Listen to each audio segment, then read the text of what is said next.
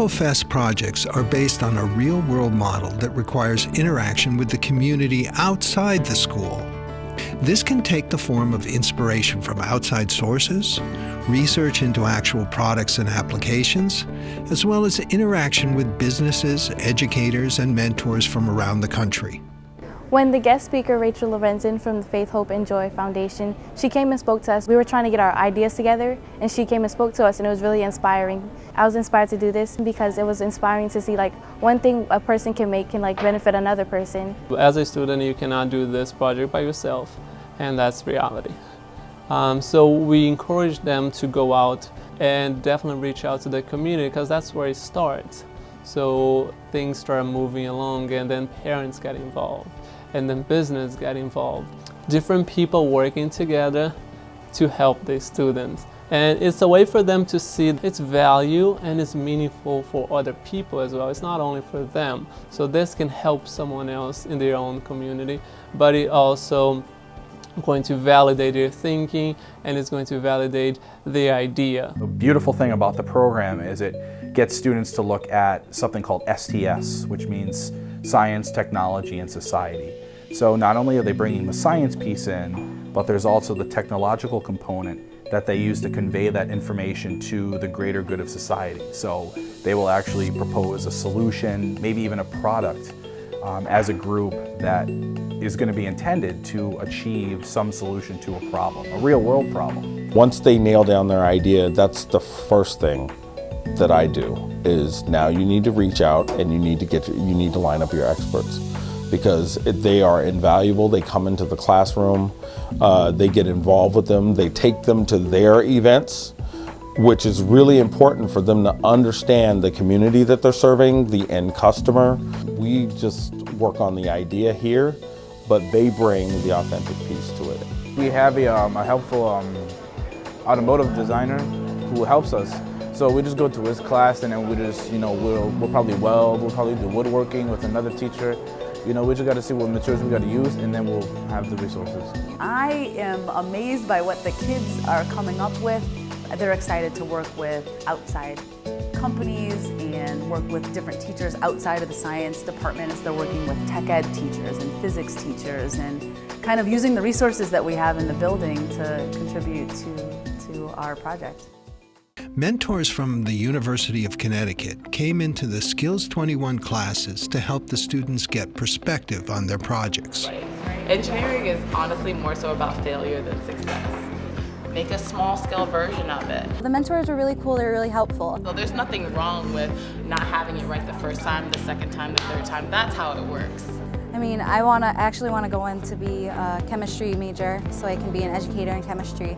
So I think it's always really cool when I see a lot of women come in and they're discussing, what they know.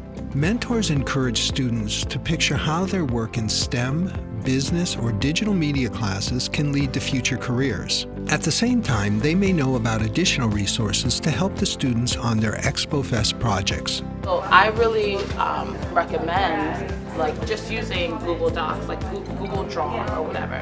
So why don't we just go to it and check it out? There was a really good moment after the experiment when we started looking into the community campaign, where they realized that they could connect with adult sources. They realized, oh, this is a real problem. There are other people spending real money, working with large corporations and Department of Transportation officials doing the same thing as us. So that was kind of an igniter for forging ahead. The DOT and another group, they're also working on a similar project, like how weathermen don't talk about how safe the roads are for people. How do they take the solution they have and make it more than just its component parts of science and make it something that people would want? So they're looking into that. They're going to figure out the different audiences that they need to address and work together to kind of make a cohesive campaign that will say, all right, we need to address people like our parents, and we're going to use this letter that we'll put in the East Haven Courier and this PSA that we'll tweet out to get them interested in it enough where they're going to interact with us and get the knowledge out, so that it goes beyond the school. It goes beyond just them doing the experiment, actually helps somebody. Students gain a new understanding of digital communication as they are challenged to create innovative ways to make their projects stand out and reach the wider community. We want them to want the text. Yeah. Maybe as we send out a fact, and then we challenge them to send, like say, I challenge you to send it to the next person who texts you. We put up a board to take surveys at the Hageman Memorial Library so the community can take surveys so we know some of the things we should be looking into. If surveys are completed early enough in the process, students can incorporate their findings in their projects. Through our research, through our survey that Hassan did, a lot of people said they don't like when the heat just blasts them in the face, you know, when you turn the heat on high. So we tried to incorporate the lobster eye so it can distribute all over, so you're just not hot in one area.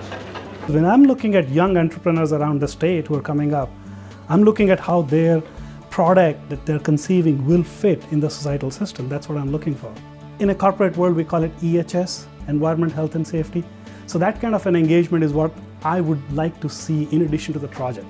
Ethics means when working, did they end up with certain dilemma? Should I do this? Should I not do this?